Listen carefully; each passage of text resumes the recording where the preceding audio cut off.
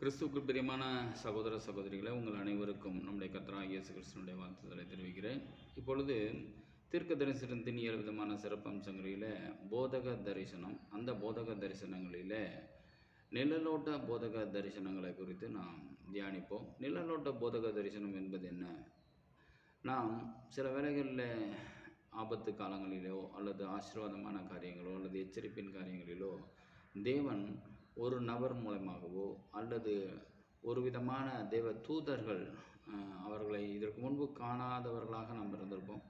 எனவே தூதர்கள் நிமித்தமாகவோ தேவன் நமக்கு ஒரு தரிசனத்திற்கு வேண்டிய ஒரு பாதுகாப்பு அல்லது ஒரு ஆலோசனையை கொடுப்பார் என்றால் அது நிழலோட்ட போதக தரிசனம் என்று சொல்லப்படுகிறது. இதை பொதுவாகவே நம்மளுடைய பாஸ்டருங்க நம்ம ஜெபிக்கின்ற வேலைகளில் நமக்கு ஏதோ அவர்கள் மூலமாகவே உணர்த்துகின்ற ஒரு காரியங்களாக கூட தோன்றலாம். அல்லது நாம் கேள்விப்பட்ட பாஸ்டர்கள் அவர்களை நம்ம பார்த்துருக்கவே மாட்டோம். ஆனால் நம்ம ஜெபிக்கின்ற வேலைகளில் அது போன்ற ஒரு நபர் நமக்கு ஆலோசனை கொடுப்பதாகவோ இல்லை எச்சரிப்பதாகவோ இல்லை நமக்கு ஒரு ஆசீர்வாதமான காரியங்களை சொல்வதாக கூட நம்ம ஒரு தரிசனமாக பார்க்க முடியும். இது ஜெப வேலைகளிலோ அல்லது தியானிக்கின்ற வேலைகளிலோ தேவன் நமக்கு வெளிப்படுகிற காரியமாக இருக்கிறது. இது போன்ற ஒரு தரிசனங்களை நாம் நிழலோட்ட போதக தரிசனம் என்று சொல்லலாம். இதில் ஆதியாகம புஸ்தகத்தில் 16வது அதிகாரம் 6-13 வரை நாம் வாசிக்கப்படும் பொழுது அந்த ஆபிரகாமின் வேலைக்கார மனைவியாகிய ஆகார், அதாவது சாராவினுடைய வேலைக்காரியாகிய ஆகார், அந்த இடத்துல ஆகாருக்கும் சாராளுக்கும் ஒரு வாக்குவாதங்கள், விரோதங்கள், மனஸ்தாபங்கள் ஏற்படுவதினாலே அந்த ஆகார் என்கின்ற அந்த பெண்ணை அந்த இடத்தை விட்டு, கானான் தேசத்தை விட்டு அவங்கள துரத்தி விடப்படுகின்ற ஒரு காரியங்களை நம்ம பார்க்குறோம். அந்த வேலைகளில் தேவதூதனானவர் ஆகாருக்கு வெளிப்பட்டு அவள் கர்ப்பிணியாக இருக்கிறாள் என்பதையும் உணர்த்தி அவள் திரும்ப போய் உன்னுடைய எஜமானியாகிய சாராளிடத்தில் சேர்ந்து கொள் என்று ஆகாருக்கு தேவ தூதன் தரிசனம் கொடுத்திருப்பார். இது ஒரு நிழலோட்ட தரிசனம் என்று சொல்ல முடியும். எனவே இந்த காரியத்தை குறித்து வேதத்தில் நாம் பார்க்கலாம். ஆதியாகமம் 16வது அதிகாரம் 6வது வசனத்திலிருந்து வாசிக்கிறேன், கவனமாக கேளுங்க. 6-13 வரை. அதற்கு ஆபிரகாம் சாராயை நோக்கி, இதோ உன் அடிமை பெண் உன் கைக்குள் இருக்கிறாள், உன் பார்வைக்கு நலமானபடி அவளுக்கு செய் என்றான். அப்பொழுது சாராய் அவளை கடினமாய் நடத்தினபடியால் அவள் அவளை விட்டு ஓடி போனார். கர்த்தருடைய தூதனானவர் அவளை வனாந்திரத்திலே சூருக்கு போகிற வழி அருகே இருக்கிற நீருற்றண்டையிலே கண்டு, சாராயின் அடிமை பெண்ணாகிய ஆகாரே, எங்கே இருந்து வருகிறாய், எங்கே போகிறாய் என்று கேட்டார். அவள், நான் என் நாச்சியாராகிய சாராயை விட்டு ஓடி போகிறேன் என்றாள். அப்பொழுது கர்த்தருடைய தூதனானவர், நீ உன் நாச்சியார் அண்டைக்கு திரும்பி போய் அவள் கையின் கீழ் அடங்கியிரு என்றார். பின்னும் கர்த்தருடைய தூதனானவர் அவளை நோக்கி, உன் சந்ததியை மிகவும் பெருக பண்ணுவேன், அது பெருகி எண்ணி முடியாததாய் இருக்கும் என்றார். பின்னும் கர்த்தருடைய தூதனானவர் அவளை நோக்கி, நீ கர்ப்பவதியாய் இருக்கிறாய், ஒரு குமாரனை பெறுவாய். கர்த்தர் உன் அங்கலாய்ப்பை கேட்டபடியினால் அவனுக்கு இஸ்மவேல் என்று பெயரிடுவாயாக. அவன் துஷ்ட மனுஷனாய் இருப்பான், அவனுடைய கை எல்லாருக்கும் விரோதமாகவும் எல்லாருடைய கையும் அவனுக்கு விரோதமாகவும் இருக்கும். தன் சகோதரர் எல்லாருக்கும் எதிராக குடியிருப்பான் என்றார். அப்பொழுது அவள், என்னை காண்பவரை நானும் இவ்விடத்தில் கண்டேன் அல்லவா என்று சொல்லி தன்னோட பேசின கர்த்தருக்கு நீர் என்னை காண்கிற தேவன் என்று பெயரிட்டார் என்பதே ஆமென். இப்போ இந்த இடத்துல அந்த தேவதூதன் நிமித்தமாக வெளிப்பட்டதை கண்டு அவள் இந்த இடத்துல என்னை காண்கிறவர், என்னை காண்பவரே என்று அந்த இடத்துல தேவனை மகிமைப்படுத்தினார். எனவே இது ஒரு நிழலோட்ட தரிசனம். அந்த இடத்துல அந்த நபர் ஒரு நிழலாக காணப்பட்டார். அதுபோல் நம்மளுடைய ஜெப வாழ்க்கையில் கூட நமக்கு தெரிந்த ஒரு நபராக கூட இருக்கலாம், அல்லது தேவ தூதனை கூட நமக்கு ஒரு ஆலோசனை கொடுப்பதற்கு, நம்மளை வழி நடத்துவதற்காக, நம்மளுடைய பிரச்சனைகளை தீர்க்கின்ற ஒரு காரியங்களை பேசுவதற்காக சொல்லப்படுகிற அனைத்துமே நிழலோட்ட போதக தரிசனமாக காணப்படுகிறது. அடுத்ததாக தேவ வார்த்தையின் போதக தரிசனம். தேவ வார்த்தை போதகர்களுக்கு வெளிப்பட்டு அந்த வார்த்தை நமக்கு அந்த போதகன் வெளிப்படுத்துவாரானால் இதை தேவ வார்த்தையின் போதக தரிசனம் என்று சொல்ல முடியும். இப்படி தான் எரேமியா தீர்க்கதரிசியானவர் அவர் இஸ்ரவேல்கள் யூத ஜனங்கள் அவர்கள் ஒரு திக்கற்றவர்களுக்கும் ஏழைகளுக்கும் ஒரு கனம் பண்ணாமல் அவர்களுக்கு மூர்க்கமாக நடந்து அவர்களை கொடுமைப்படுத்துவதை கண்டு தேவ வார்த்தையானவர் தேவனானவர் அவருக்கு தேவ வார்த்தை நிமித்தமாக பேசி எரேமியாவின் இடத்துல பேசுவார்.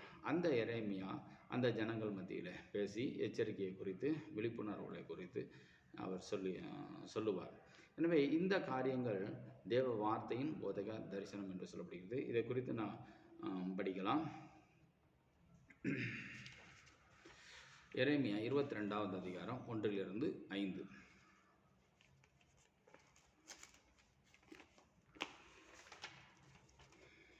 கர்த்தர் சொன்னது, நீ யூதா ராஜாவின் அரண்மனைக்கு போய் அங்கே சொல்ல வேண்டியது என்னவென்றால், தாவீதின் சிங்காசனத்தில் வீற்றிருக்கிற யூதாவின் ராஜாவே, நீரும் உம்முடைய ஊழியக்காரரும் இந்த வாசல்களுக்குள் பிரவேசிக்கிற உம்முடைய ஜனமும் கர்த்தருடைய வார்த்தையை கேளுங்கள். நீங்கள் நியாயமும் நீதியும் செய்து பறிகொடுத்தவனை ஒடுக்குகிறவனுடைய கைக்கு தப்புவீங்கள். நீங்கள் நியாயமும் நீதியும் செய்து பறிகொடுத்தவனை ஒடுக்குகிறவனுடைய கைக்கு தப்புவீங்கள்.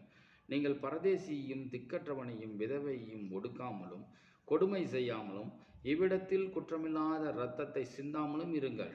இந்த வார்த்தையின்படியே நீங்கள் மெய்யாய் செய்வீர்களாகில், தாவீதின் சிங்காசனத்தில் உட்கார்ந்திருக்கிற ராஜாக்கள் ரதங்கள் மேலும் குதிரைகள் மேலும் ஏறி அவனும் அவன் ஊழியக்காரரும் அவன் ஜனமாக இந்த அரண்மனை வாசல்களின் வழியாய் உட்பிரவேசிப்பார்கள் என்று கர்த்தர் சொல்லுகிறார். நீங்கள் இந்த வார்த்தைகளை கேளாமற் போனீர்களே ஆகியில் இந்த அரண்மனை பாழாய் போம் என்று என் பேரில் ஆணையிட்டேன் என்று கர்த்தர் சொல்லுகிறார்.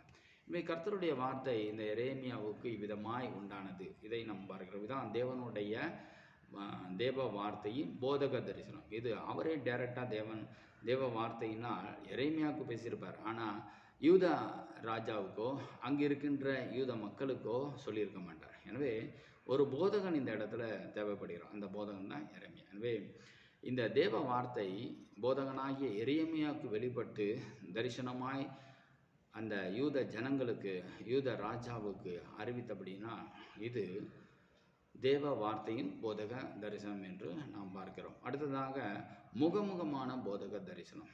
தேவனே நமக்கு முகமுகமாய் ஆசீர்வாதமோ சாபமோ எச்சரிப்போ அல்லது ஆலோசனையோ ஏதோ ஒரு காரியங்களில் வெளிப்பட்டு நமக்கு முகமுகமாய் தரிசனம் கொடுக்கிறது, போதகம் பண்ணுகிறது. நமக்கு முகமுகமான போதக தரிசனம் என்று சொல்ல முடியும். இதை ஆதியாகமம் 2வது அதிகாரம் 15-17 வசனங்கள்லாம் பார்க்கலாம். ஆதியாகமம் 2வது அதிகாரம் 15-17 வசனம் வரை.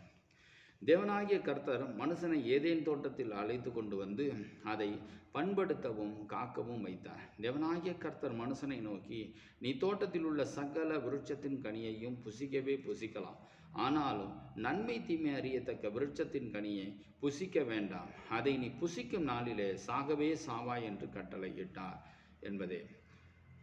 எனவே இந்த இடத்துல ஆண்டவர் ஒரு வார்னிங் பண்ணுறார். நீ இதை புசிக்காத, புசிச்சா நீ சாகவே சாவாய் என்று தேவனே ஆதாமியவாளுக்கு கட்டளையிட்டார். இது முகமுகமாய் போதிக்கின்ற தரிசனமாக இருக்கிறது. எனவே வருகின்ற நாட்களில் இந்த போதக தரிசனத்தை நம்புவோம். அதே சமயத்தில் சின்னவங்க பாஸ்டருங்க சின்ன பாஸ்டர் சொன்னாக்க அது தரிசனம் இல்லை, பெரிய பாஸ்டர் சொன்னால் தான் தரிசனம் அப்படின்லாம் சில எண்ணங்கள் சில விசுவாசிகளுக்கெல்லாம் இருப்பது உண்டு. எனவே தேவன் சின்னவர்கள் மத்தியிலும் பேசலாம், பெரியவர்கள் மத்தியிலும் பேசலாம். எனவே உங்களுடைய பாஸ்டர் ஒருத்தங்க ஒரு ஏழ்மையாக கூட இருக்கலாம், அல்லது படிப்பு சம்பந்தப்பட்ட விஷயத்தில் பின்தங்கினவர்களாக இருக்கலாம், எந்த பொருளாதாரத்தில் பின்தங்கினவர்களாக இருக்கலாம். தேவ தரிசனத்தினால தான் ஒவ்வொரு ஊழியக்காரங்களையும் தேவன் நியமிக்கிறார். இந்த ஊழியக்காரர்களும் தேவனுக்கு பயப்படுவது அவசியம். அதே சமயத்தில் விசுவாசிகளும் தேவ வார்த்தை போதகர்கள் நிமித்தமாக கேட்டு அதிலிருந்து சரியான வழிகளுக்கு பின்பற்றுவது அவசியம். எனக்கு நீ சொல்கிறியா, நீ எனக்கு சொல்கிறதுக்கு என்ன பெரிய ஆளா அப்படிங்கிற அந்த எண்ணங்கள் சில விசுவாசிகள் இடத்துல உண்டு. அதற்காக இந்த காரியத்தை சொல்கிறேன். எனவே போதக தரிசனத்தை உணருங்க. நம்ம எந்தெந்த தேவனை நம்ம இங்கே என்றும் அங்கே என்றும் அலைந்து தெரிகிற ஒரு குணத்தில் தான் இருக்கிறோம். ஆனால் தேவனை நம்ம நல்லா உணர்ந்தாக்க இந்த போதக தரிசனத்தின் நிமித்தமாகவும் போதகர்கள் நிமித்தமாகவும் இப்பொழுது சொல்லப்பட்ட அந்த 7 விதமான தரிசனங்கள் நிமித்தமாகவும் தேவனை நம்ம ருசிக்க முடியும், உணர முடியும். அவர் நம்மளை படுத்துறதை உணர முடியும். அவர் நம்மளை ஆசீர்வதிக்கிறதை உணர முடியும். எனவே வர நாட்களாக விதமாய் செயல்படுங்க. அடுத்ததாவது சொப்பன தரிசனம் என்பதை குறித்து பார்க்கலாம். சொப்பன தரிசனத்தில் கூட 7 விதமான தரிசனங்கள் உண்டு. அதை வருகின்ற நாட்களில் பார்க்கலாம். தேவன் தாமே ஆசீர்வதிப்பாராக. ஆமென்.